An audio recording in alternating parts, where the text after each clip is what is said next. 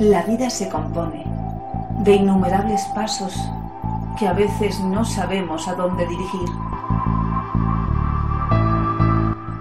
Psicoanalizarse es abrir un espacio en tu vida para vivir mejor los años futuros.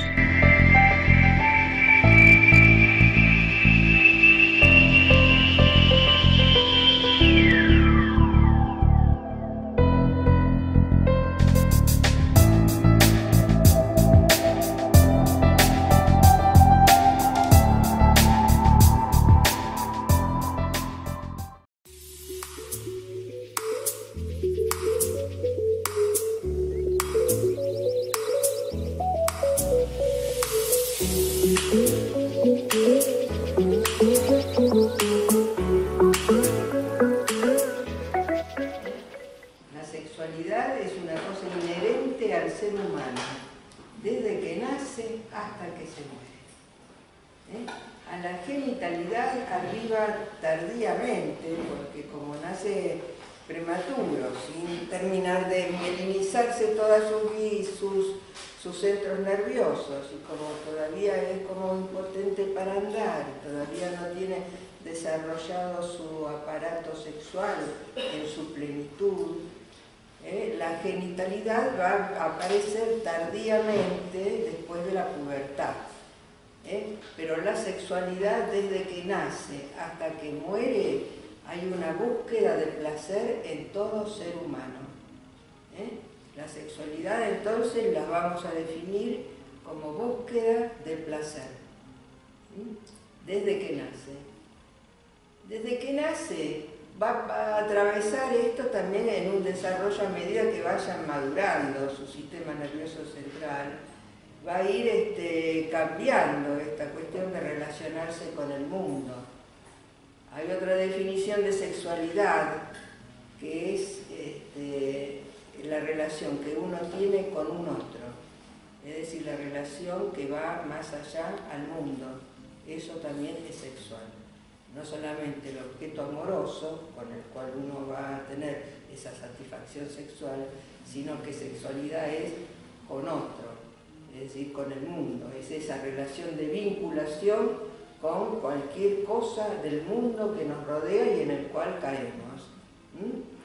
Entonces, primer momento del recién nacido, ha formado una célula única con su madre y ha dependido de esa circulación materna que lo alimentaba y lo hacía crecer, ¿no?, dentro del útero.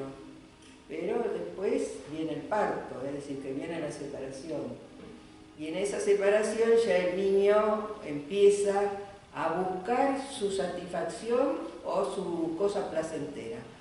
Entonces, lo primero que va a usar, o lo que nos va a pasar a todos, esto que nos pasó, éramos así chiquititos, no nos acordamos, pero nos pasó. La primera manera de relacionarse con el mundo es a través de la boca. El niño nace y lo ponen al pecho. Entonces todo el mundo va a entrarle por la boca. Esa zona que entra en contacto con un otro, que es el pecho materno, por ejemplo, se va a llamar zona erógena, se va a erogeneizar. Es decir, que va a tener una sensación de placer y de felicidad en toda la boca. Y ahí comienza su primera experiencia de placer, mediada por el alimento. Pero después sucede que a pesar del alimento y haber tenido su completud, su saciamiento del hambre, el niño sigue con el chupeteo y juega con el pulgar o juega con el chupete, aunque ya haya saciado esa necesidad de alimentarse. Entonces, en ese chupeteo es donde se descubre que también es placentero, que lo hace porque eso le da placer. Esa es la primer sexualidad que tiene el niño en ese contacto con el mundo exterior, a través de la boca. A esa etapa se la ha definido como la etapa oral. En el desarrollo que va a tener ese individuo, esta sería la etapa oral, donde todo el mundo le va a entrar por la boca. Es llamativo usar la palabra sexualidad para un niño.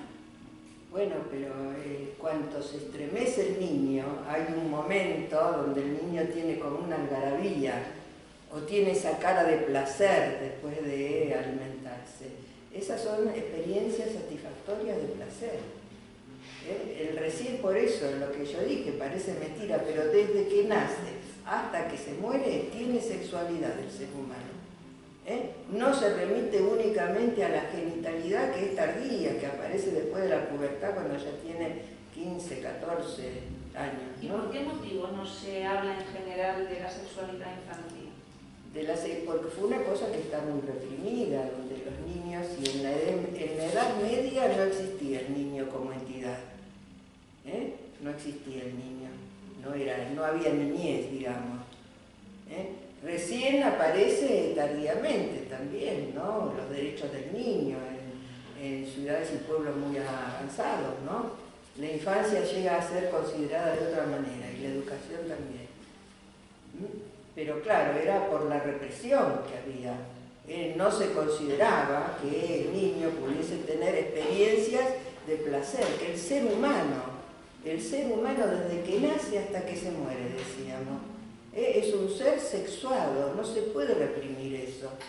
Aunque se haga en la vista gorda, aunque no se lo vea al niño gozando después de haber mamado. Porque no se trata de compararlo con el acto genital del adulto. Por eso no es eso, no es esa experiencia de placer.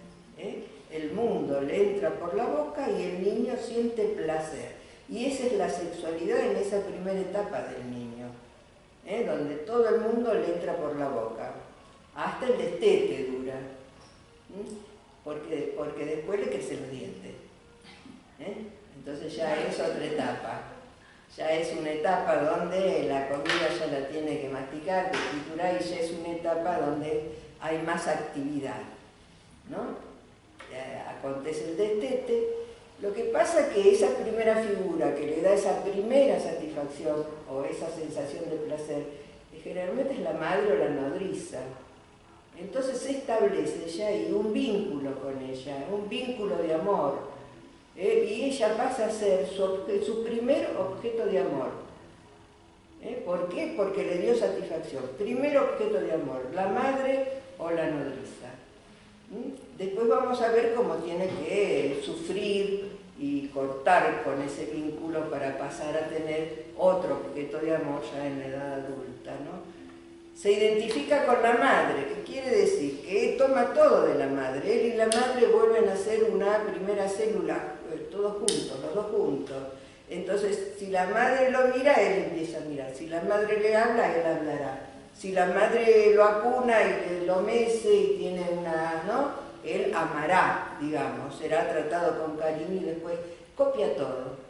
Por amor a ese primer objeto de amor. Es como un enamoramiento. Claro, esa identificación, si no hay amor, no puede querer ser como yo, por ejemplo, si no me amas.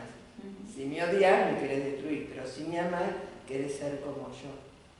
Primera identificación y primer objeto de amor, la madre. Entonces después hay una separación porque ya viene la época de la dentición y ya el chico tiene que buscar otra cosa, y es una segunda etapa de la oralidad donde ya al usar los dientes y las muelitas ya empieza la destrucción de lo que entra.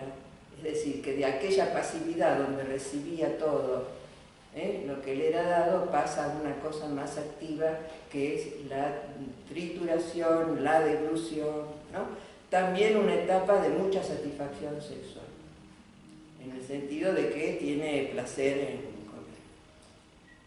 Por ahí todavía no tiene control de esfínteres, que viene después, alrededor de los 2 años, tiene un control de esfínteres, donde antes era sin control, ¿no? Entonces le enseñan, esto vos tenés que hacer pipí acá, tenés que hacer caquita acá, ¿no? Empieza, la musculatura del niño responde y entonces los esfínteres empieza ya él a controlar, porque ya está más maduro, empieza a controlar los esfínteres y empieza a aprender lo que sus cuidadores le dicen, también por amor. Porque es un proceso natural eso, por ejemplo, la defecación en el lugar apropiado, o es una cosa educada? Es educación. Si no seríamos como animalitos, ¿no? Sí, sí, intervienen los cuidadores, los padres. Entonces también hay una cuestión del amor ahí, ¿no? Entra por amor, obedece, para que no lo dejen de querer. Aprende por amor también. Entonces fíjense lo importante que es la relación vincular que tiene con las personas o con el pequeño mundo que lo rodea, ¿no? Entonces, va a tomar sus excrementos o esa cosa de dominio de sus esfínteres y va a decir, este es el regalito que le hago a mamá. Empieza el don, ya puede dar algo de su cuerpo a otra persona. Para que la otra persona lo quiera, él va a tener también que hacer de acuerdo a lo que le piden.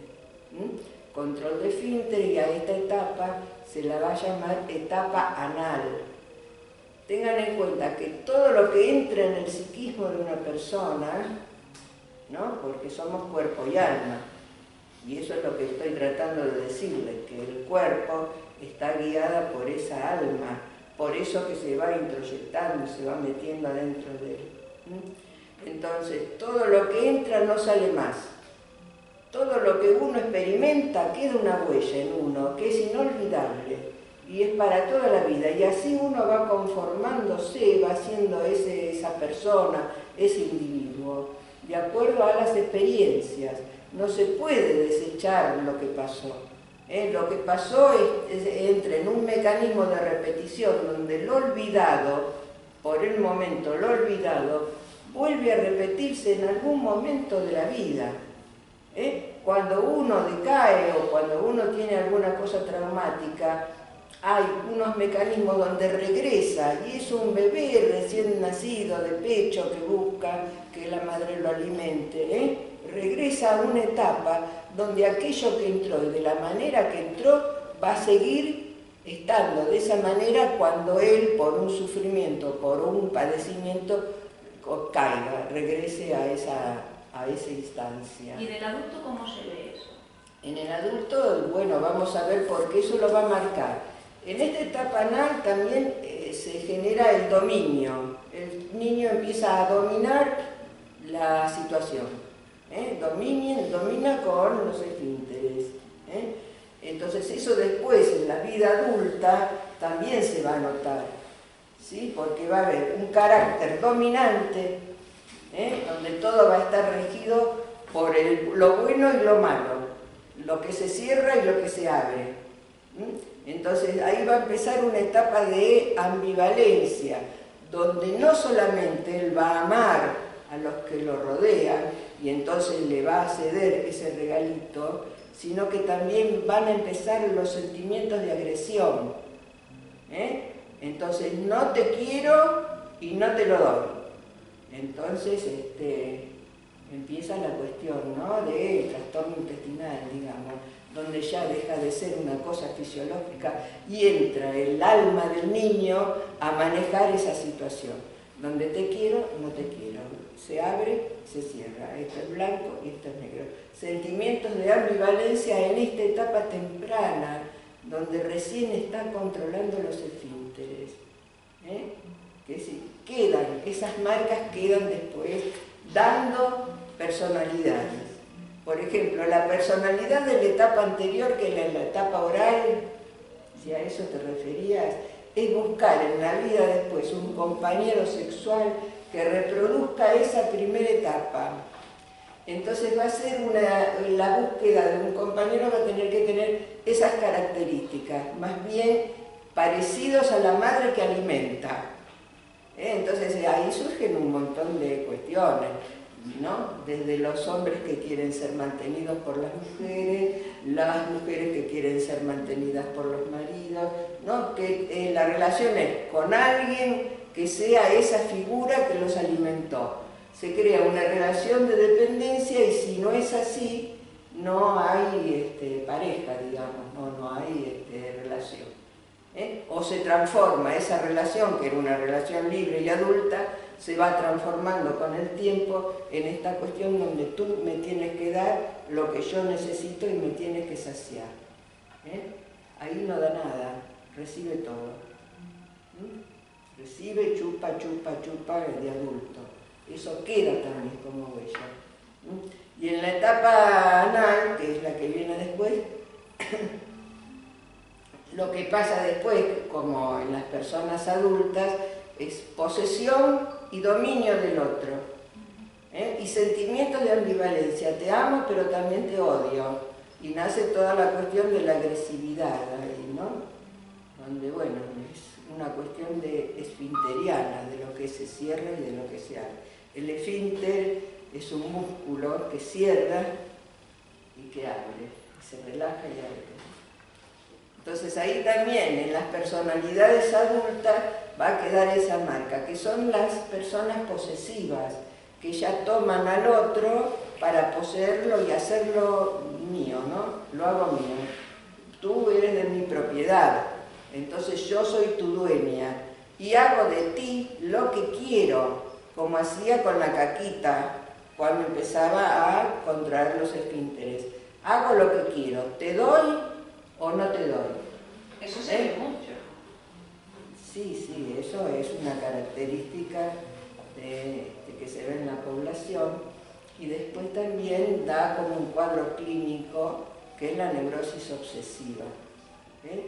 Da personas que además del poder de dominancia tienen un cuidado con la limpieza como de mucha obsesividad, ¿no? ¿Por qué? Por el control. Quieren controlarlo todo. Entonces todo tiene que estar perfecto y bien controlado y hacen una neurosis, se olvidan de ellos limpiando la casa todo el día, por ejemplo, que se conoce como la neurosis del ama de casa. Pero es una obsesión. Pero también hay transformaciones, porque acá ya empieza como un periodo de sublimación, ¿no? Es decir, de transformación. Yo, en vez de dominar al otro de mí y hacerlo mío, si doy un salto más y transformo esa energía en otra cosa, domino el teclado del piano, sublimo, transformo esa energía que tengo puesta en la persona, en el otro que me acompaña, donde lo quiero maltratar en realidad, ¿no? Y hacerlo mío, quitarle la libertad, ser yo el que domina, lo puedo transformar con un trabajo, ¿no? En dominar un teclado de un piano, dominar la voz, dominar las artes, dominar otras cuestiones, donde el dominio sea una cosa de más productividad, ¿no? Que enriquezca, no que anule al otro.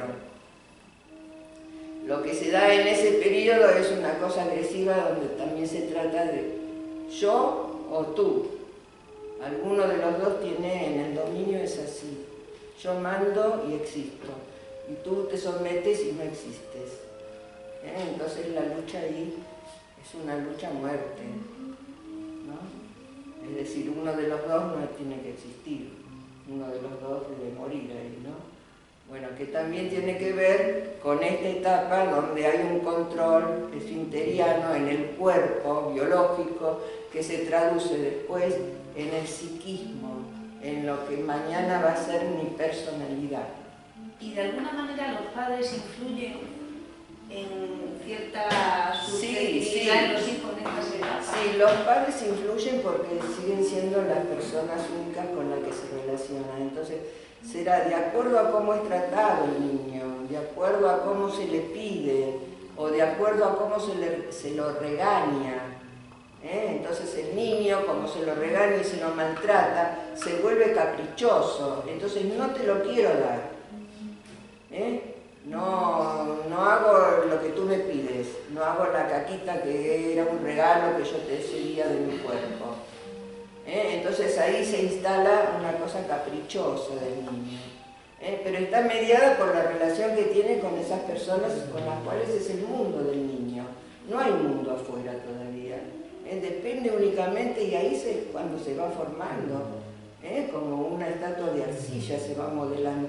Por eso es tan importante enterarse de cómo son las cosas, ¿no? De que hay una sexualidad que también tiene un desarrollo que va pasando por diferentes etapas. Después de esa etapa, viene una etapa que se domina en teoría, en el psicoanálisis, se llama la etapa fálica. La etapa fálica es donde todo el mundo todavía no arribó, ya controló el esfínteres, pero todavía no sabe cuál es la diferencia entre un hombre y una mujer. Entonces todos son de una misma raza. Todos tienen o todos no tienen.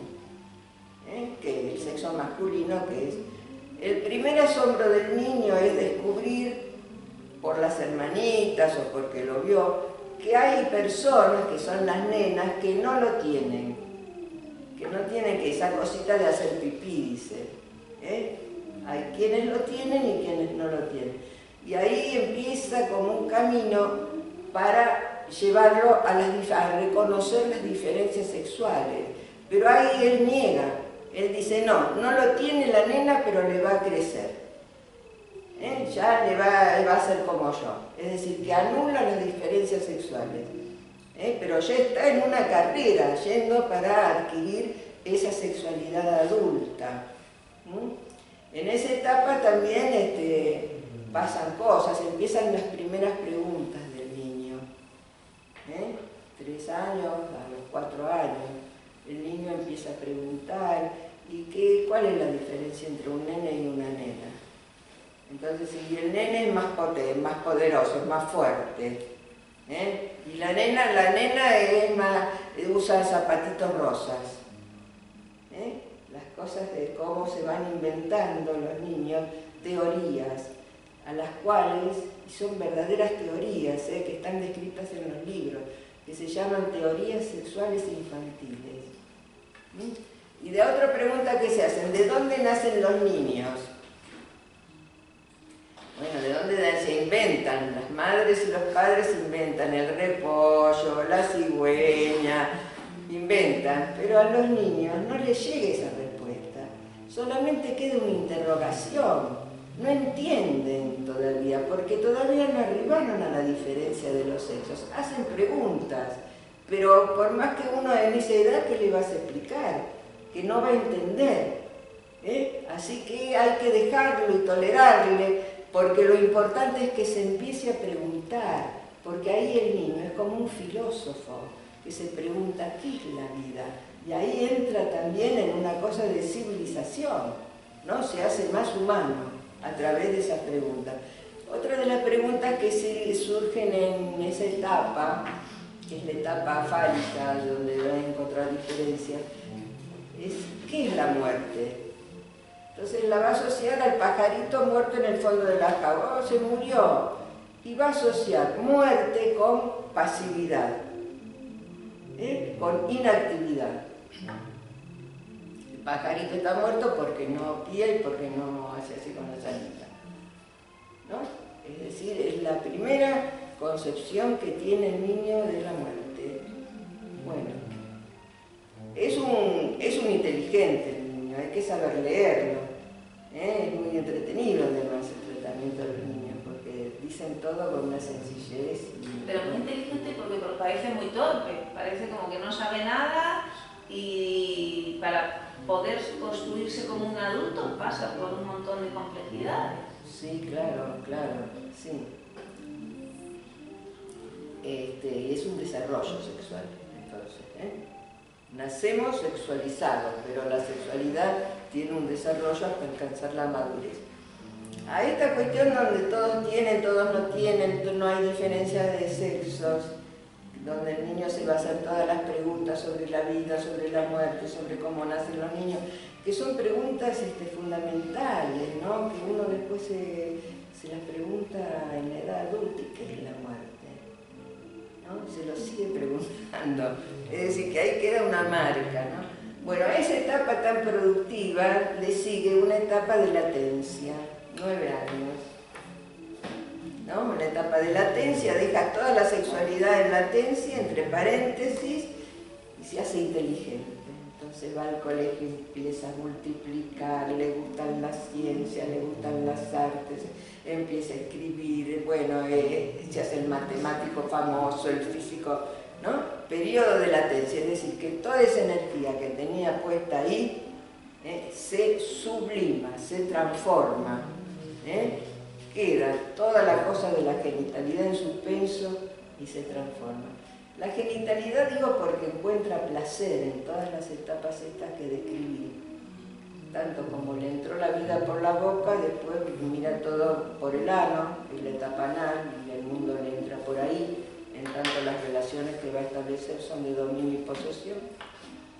Y en la etapa fálica se va a quedar como diciendo que todos son poderosos, todos tienen lo que hay que tener y el que no tiene ya lo va a conseguir. Es un todopoderoso ahí. Y después entra en un periodo de descanso donde con toda esa energía la va a usar para meterse en la escuela primaria y empezar en tercer grado con las divisiones, que son dificilísimas, a multiplicar, a restar, se interesa por la ciencia. Llega hasta el estado de la pubertad. En el estado de pubertad las hormonas empiezan como un incendio a incendiarlo. Entonces suben las hormonas, hay una descripción, ¿no? Como si fuese un incendio. Y el niño, que ya es un puber, empieza con otra etapa de su sexualidad. Y ahí es cuando reconoce una masturbación placentera que se llama ya la tercera, es la tercera masturbación. Porque ya en la primera hubo un rozamiento de los dedos, de la piel, de las caricias, ¿no? Ya obtuvo placer. Pero ahora empieza a buscar placer en sus propios órganos, y por él mismo. Además, en esta etapa entra ya la eyaculación en el varón, la menstruación en la mujer. Entonces hay un reconocimiento de zonas erógenas del cuerpo que él puede excitar y que le pueden dar placer. Hasta después pasamos ese tiempo, ya es un joven. Entonces vienen los 17 años y ella se va de casa, como dicen los Beatles, ¿no? Bueno, pero es así, ¿no? Ya... Eso era antes, ahora se van con 34, por ahí. Bueno, pero ya entra el objeto de amor, hay una separación del primer objeto de amor, con dolor. Es como si se partiese, es doloroso separarse de aquel primer objeto de amor para ir a buscar afuera otro objeto de amor.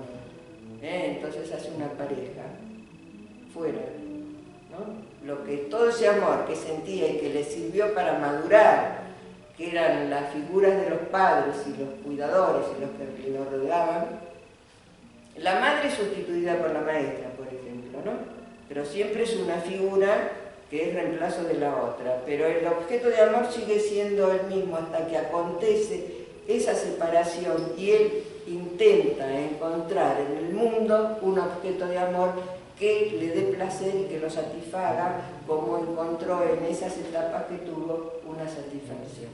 Esa sería el arribo a la sexualidad adulta. Ya está totalmente desarrollado, ya las gonadas femeninas y las gonadas que son, las gonadas son las glándulas, ¿no? Femeninas y masculinas, ya están totalmente desarrolladas, ya pueden, incluso si hay menstruación y hay eyaculación, ya hasta pueden tener hijos, ¿no? Pero lo importante es que tienen que abandonar ese primer objeto de amor, que es doloroso porque lo formó, para ir a buscar afuera otro objeto de amor, que coincida con su objeto sexual, porque no solamente busca el objeto de amor afuera, sino que porque está maduro, ese objeto de amor le tiene que dar una satisfacción de otro tipo. Entonces las dos cosas se unen, objeto de amor y objeto sexual. Norma, ¿cómo son las personalidades basadas en la fálica y en la genital? Las O personalidades... sea, el dominio y las dos últimas... Ya lo dije, ¿no? La omnipotencia de creer que todos tienen, Pero esa de personalidades, digamos. Bueno, está el desprecio de lo femenino, está la afirmación de la masculinidad también. Sí, pero yo puntuaría más esta cuestión, ¿no? Donde se organiza como la omnipotencia nueva, donde también la posibilidad de alcanzar algo que no tengo. Es como una ilusión que se crea ahí. Todos tienen y el que no tiene ya lo va a tener. Es el tener. ¿Y la siguiente? La siguiente es la etapa de latencia, donde se dedica a las matemáticas, a la física y a la astronomía, y la siguiente sería la etapa genital adulta, donde ya tiene que ir a buscar un objeto de amor afuera, que además se va a transformar en su objeto sexual. Pero esa es ya, digamos, la normal. Esa es la normalidad, salvo que enferme. Salvo que no quiera desprenderse de su primer objeto amoroso, que es la madre, y siga ligado a la madre toda la vida como con su objeto de amor único, y que no salga al mundo exterior a buscar otro objeto de amor que además lo satisfaga sexualmente. Por ejemplo, esas personas que se consideran o dicen asexuales, como tú dices, que no buscan o no tienen una atracción por otras personas y permanecen en ese estado de aislamiento sexual. No, es que tienen un objeto de amor, es la madre. No pueden sustituir ese objeto de amor por otro objeto de amor. No es que sean asexuados, son sexuados, pero detenidos en el crecimiento. Es una detención en el crecimiento. ¿Y a qué se debe? Bueno, múltiples factores, ¿no? Se debe a que hicieron una neurosis, por ejemplo. Se deben a un impedimento que a lo mejor es una relación de a dos donde no le ha sido facilitado el desprendimiento. Pero esto no es en este momento, esto sucede desde la cuna. Hay un momento donde la madre se tiene que separar para irse a trabajar, ya empieza a marcar el destino, ¿no? La separación. Que si no estaría todas las 24 horas alrededor y arriba del chico asfixiándolo, ¿sí? Entonces en esa pequeña ya se va marcando el camino. Después viene la escuela, hay otra separación, después no, que la separación está siempre, porque es innecesaria que estén juntados y haciendo los dos una misma célula, porque el niño ya tiene fuerza muscular, ya tiene deseos, ya tiene una autoridad que adquiere cuando adquiere la dominancia de su propio cuerpo, cuando ya empieza a caminar y ya es otro. Y así a medida que va pasando el tiempo. Entonces, esa cosa se tiene que ir cimentando desde el inicio del nacimiento, la separación. La única que puede realizar ese movimiento va a ser la madre. ¿Se acuerdan que les dije que el niño se identificaba con la madre? Si la madre sonreía, el nene aprendía a sonreír. Si la madre hablaba, el niño hablará. Si la madre giraba la cabeza y miraba al padre, el niño se va a dar cuenta de que girando la cabeza hay un tercero ahí, que ya no somos dos, ya somos tres. ¿No? Entonces, eso no es que suceda de una vez. Se va formando a través del tiempo en esas relaciones importantes que el niño tiene. ¿Sí? Porque también hay casos patológicos, hay casos donde la madre no se separa nunca del niño y cada vez que se separa es un drama, donde oculta la presencia del padre, también es otra posibilidad. El hijo lo tuve yo sola, parece, y no puede ser. ¿Y esos padres o esas madres que ponen a los hijos a dormir en la cama de los padres con ellos? Bueno, es una crueldad. Es una crueldad. Es una crueldad porque no los dejan separarse y porque además el niño no puede participar en la orgía en todo caso, ¿no? Sino que se somete pasivamente a escuchar y ver lo que no entiende. No tiene representación de lo que es el sexo el niño. Entonces es lo que recomiendan todos los pediatras y todos los que hacen psicoanálisis de niños, que rápidamente que el niño tenga su lugar, en otro lugar que no sea en la cámara de los padres. Entonces separarlos es que todo se va haciendo desde el inicio, que no es que una madre que tiene al hijo en la cama y el chico ya tiene como 10 años, no va. El niño de ese de 10 años que duerme en la cama con los padres se hace pis encima, se hace caca encima, no controla nada. No, es decir, tiene una detención, por eso digo que es una crueldad, porque no los dejan crecer. Es una detención en el crecimiento. Es decir, que una problemática paterna o materna influye en la salud de los hijos. Sí, por supuesto, ¿no? Perdón, se nota mucho cuando van los niños, entran a la etapa de la educación, en los primeros inicios, y se nota mucho los niños que realmente se adaptan a su primera escuela. Y hay niños que se les pone en una etapa muy traumática para ellos, ¿no? Y sí, ¿por qué es traumático? Es separarse de la madre, Sí. ¿no? Lloran. Lloran constantemente, El incluso... primer día de clase es un drama. No quieren, no se quieren ir de la casa, porque en la casa lo tienen todo, ¿no? Ahora es el primer mundo del niño, sale al mundo. Ya tiene otros hermanitos que son los compañeros del juego, ya tiene otra mamá que es la maestra, ya tiene que separar y eso duele, pero hay que hacerlo. Entonces, cuando se produce la separación, ya estamos solos. No estamos solos, pero vamos a buscar la sexualidad En otro lado, no en la y ahí es cama. donde realmente empezamos a enfermar también, ¿no? Bueno, venimos desde el origen. Sí, sí. No, después hay encuentros y desencuentros, ¿no? Eso es lo que pasa, que también hay una etapa que es la etapa de enamoramiento, donde vieron que dicen que el amor es ciego. Bueno, es así, el amor es ciego.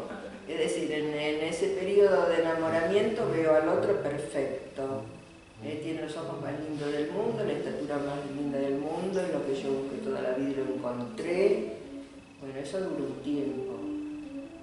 Después empiezan las desilusiones, donde me quito el velo de los ojos, tenía los ojos marrones en vez de verdes. Lo que pasa es que yo estaba enamorada y no lo veía, pero es así, ¿no? Entonces, pasar a esa etapa de enamoramiento entra el verdadero amor. Y ahí te quiero ver, ¿no?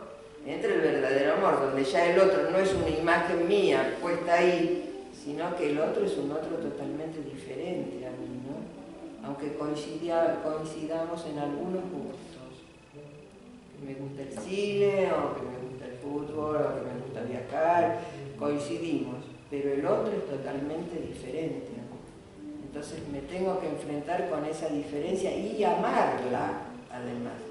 El pedido es muy fuerte, porque no solamente tengo que ver que el otro es diferente a mí, sino que tengo que amar al otro en esa diferencia, porque si no se rompió, si no se rompe la pareja, ¿no?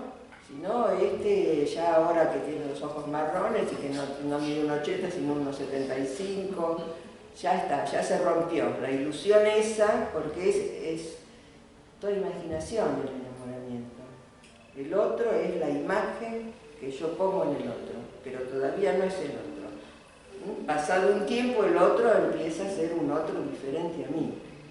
Entonces ahí viene la prueba de amor, ¿no? Ahí viene poder aceptar al otro en su diferencia, en esa tolerancia que hay que tener con lo que no es lo que yo haría. Pero primero hay que tener tolerancia con uno mismo. Primero tolerancia con uno. Sí. Desarrollar otras cosas en lo que tienes enfrente, ¿no?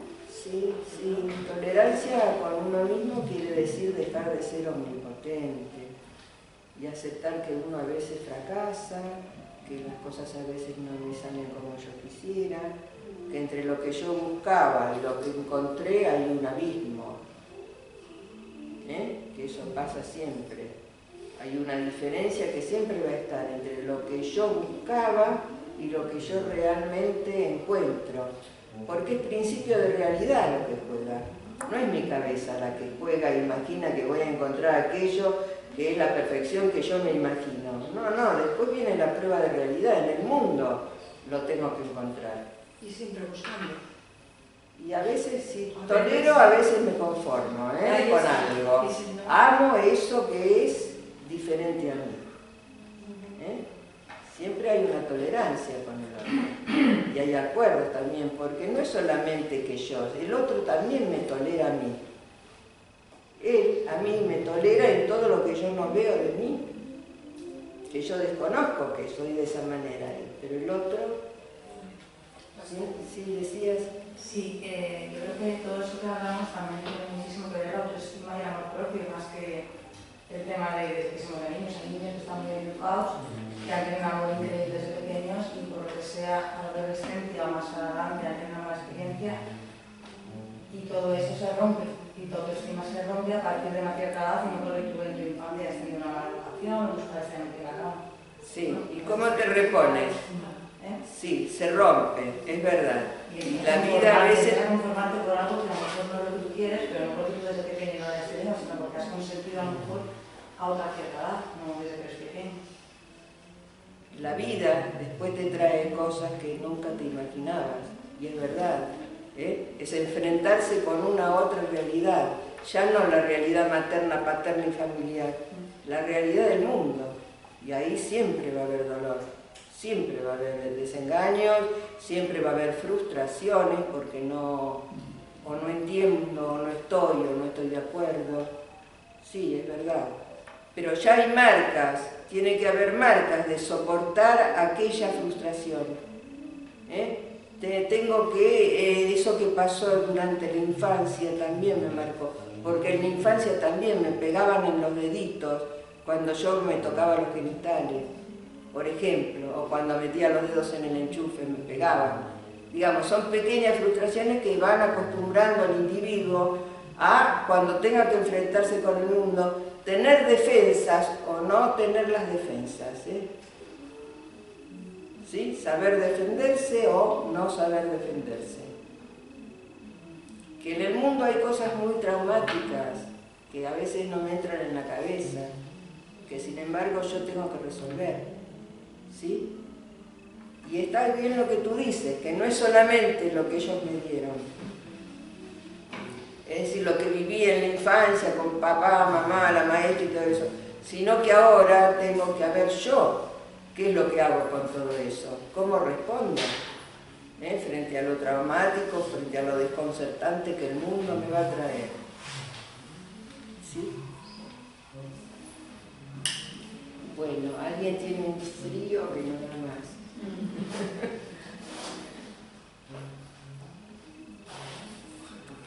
Bueno, ¿alguna pregunta más? Bueno, ¿qué decíamos entonces? ¿No? Que no es solamente tampoco, a ti te estoy contestando, no es solamente esta etapa de la actualidad, ¿no?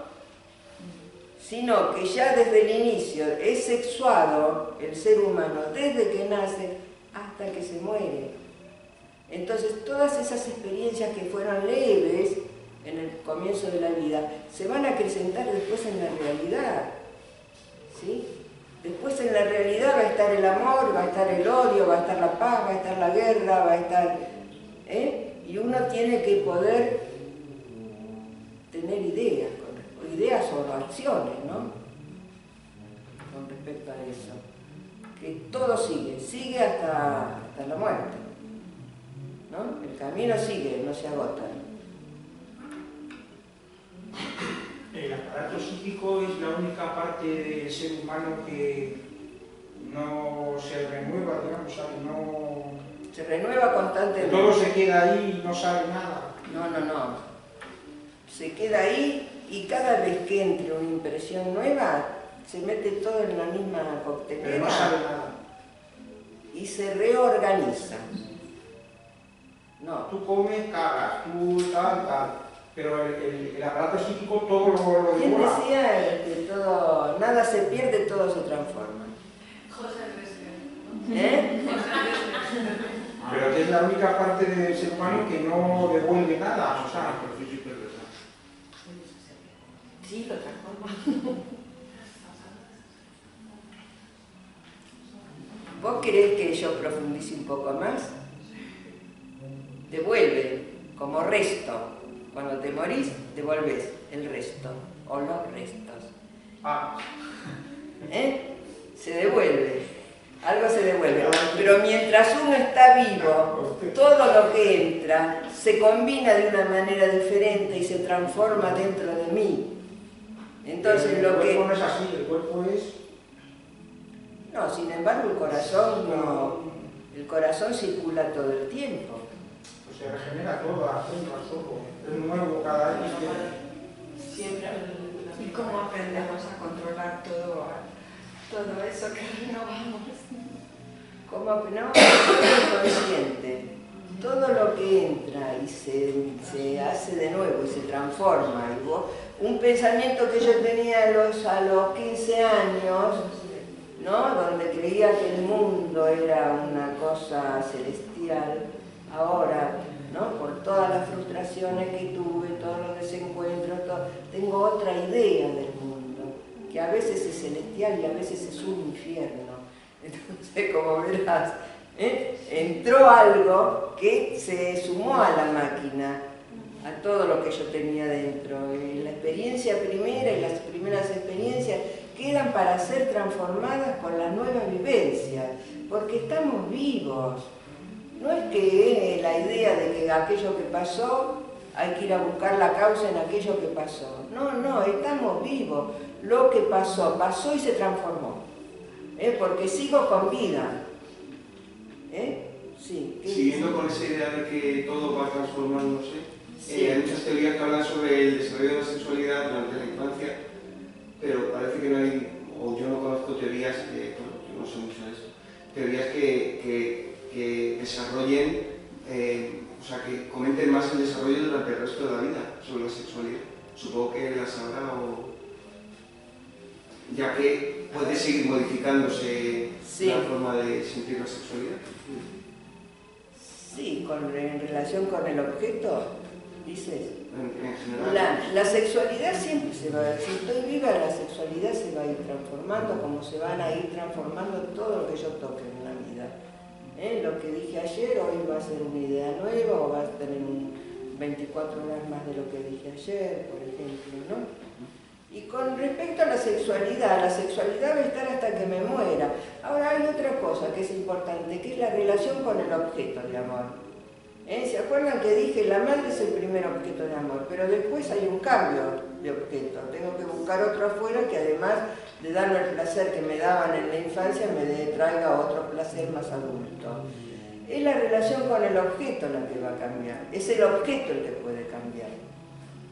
Después, bueno, si yo no modifico de alguna manera, si yo tengo una pareja y fracaso en esa pareja y no me pongo a reflexionar sobre cuáles fueron, ¿no? ¿Qué fue lo que me hizo fracasar? Si no modifico eso, voy a seguir repitiendo la misma historia, sea con el objeto que sea con la rubia, con la morena, con la pelirroja. Si yo no cambio, mi manera de relacionarme no va a cambiar.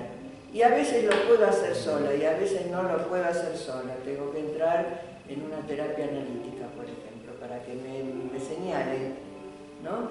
Esto, ¿cómo es esto? O que me digan qué es lo que me ayude a transformar, ¿sí?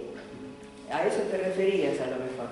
No, me refería que hemos comentado etapas sobre todo hasta la pubertad, y a partir de ahí parece que no están delimitadas unas etapas concretas. Quiero decir, a partir hasta la, por ejemplo, cuando cesa la ovulación en la mujer no se podría referir a otra etapa en la sexualidad, por ejemplo. Sí, cuando adviene la menopausia, o cuando adviene la impotencia masculina por la andropausia. Sí, la sexualidad que tú inventes. No solamente la sexualidad de la penetración, no, es un invento la sexualidad. ¿Sí? Que no hay fijaciones, es todo el cuerpo humano erógeno, en el sentido de que puede haber excitación en toda la piel. ¿Sí? Y en todas las zonas, por ejemplo, la zona anal es una zona erógena, como fue erógena la boca, el que te dio el chupador, el que quiere ser alimentado, el fumador, el que se mete el lápiz y el dedo en la boca, hasta, ¿no? Y la otra etapa, que es la etapa anal, también, la zona anal está erogeneizada. Erogeneizada quiere decir sensibilizada por las caricias maternas, por el lavado, por el cuidado, porque la caquita que sale, no, es una zona erógena, donde también se siente placer. Pero después un adulto maneja todo su cuerpo con las zonas de placer que más placer le dan, ¿no? Que no hay leyes fijas, ahí no hay anormalidades dentro de la sexualidad. La sexualidad humana es muy amplia, es tan amplia como lo que te dé la imaginación, ¿sí?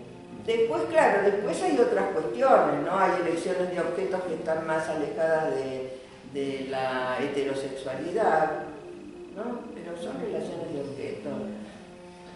Para el psiquismo es lo mismo, no hay diferencia de género. Es contacto con el otro y procuración de placer. Pero se da mucho la elección del objeto erróneo, de volver a caer. Ah, sí, bueno, pero ahí es cuando el erróneo.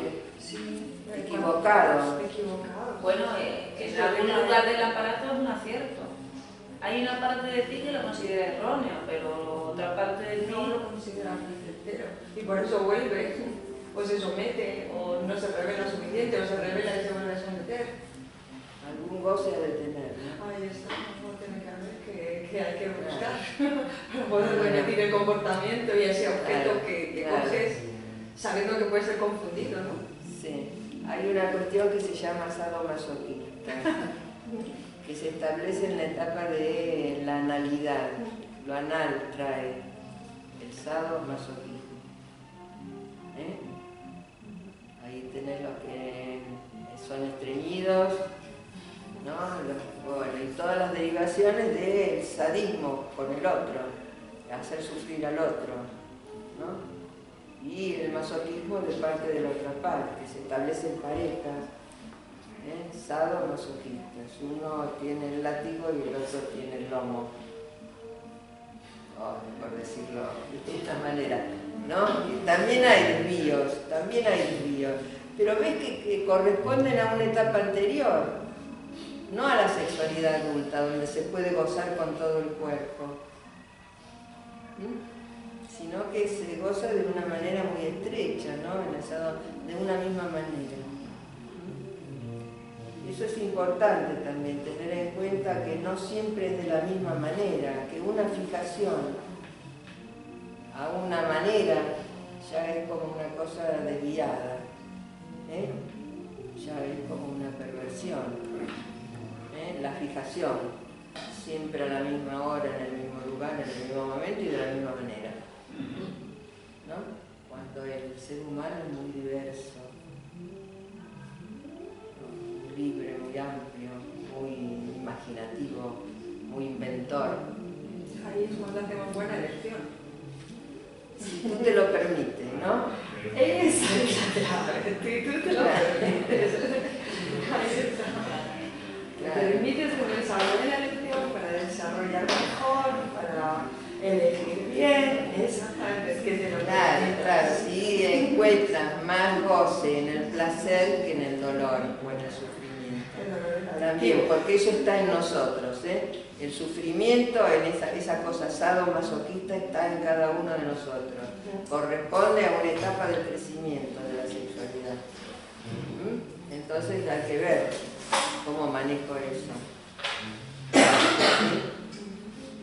También hay una manera que es un goce que tiene que ver con el sufrimiento, donde es un goce de otro tipo, no es placentero, es el goce del sufrir, pero también se goza sufriendo, que es lo que ella apuntaba hace un rato, de que a veces uno goza sufriendo, se siente vivo, se siente, ¿no? Si no me dio la cachetada hoy, no me quiere, ¿no? Bueno, que son complejidades de la sexualidad, que hay que tener en cuenta eso. Yo lo que le quería mostrar es esto, ¿no? Desde que se nace hasta que se muere, siempre hay un desarrollo sexual, y sexual no es solamente lo genital, porque si se puede gozar con todo el cuerpo, lo genital es una zona muy reducida. Cuando no se da genitalidad. Cuando no hay más genitalidad, porque viene la menopausia, viene el fracaso, viene no sé qué. Uno decide que no haya genitalidad. Uno también decide que no haya genitalidad, pero tiene que encontrar otra manera de gozar si no se muere. Comiendo. Bueno.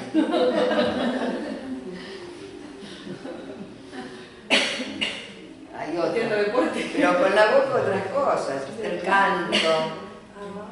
Está, no sé, hay otras cosas que se hablando. Claro, bailando también, con las piernas. El vigorismo, haciendo ejercicio, mucho ejercicio, para verse muy bien y gozar con que estás muy bien. Bueno, lo que pasa es que el cuerpo no es de uno, el cuerpo es para otro.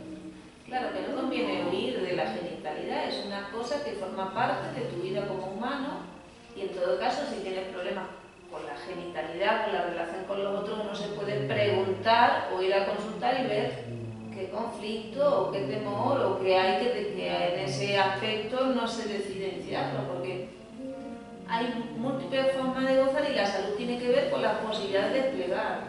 Entonces hay mucha gente que elige el celibato. Bueno, hay mucha gente neurótica. También. No, pero hablábamos de la sublimación, es decir, de transformar como hace el niño toda esa energía que tiene puesta en su masturbación en otras cosas más sociales, ¿no? Donde esa energía se transforma también, que no es solamente la zona genital, es todo. Pero la educación victoriana, que tiene mucho que ver con esa idea de renuncia a lo genital para sublimar en otra cosa, ya el psicoanálisis descubrió que la energía de la genitalidad no sirve reprimirla para utilizarla en otra cosa, porque para otra cosa sigue habiendo energía, es la energía psíquica. La genital es una forma más de relacionarte con otro humano. No es que porque te reprimes o censuras esa genitalidad vas a ser una persona más inteligente. No. Incluso puedes obstaculizar tus relaciones con los otros porque ahora vas a desviar esa energía o esos deseos que se generan en toda relación humana a nivel genital, los desvías o no lo puedes manejar. Entonces es un error de la educación moral que reprimía la libertad sexual de las personas. Bueno, la represión hay que levantarla, la boca hay que cerrarla y abrir otras partes del cuerpo.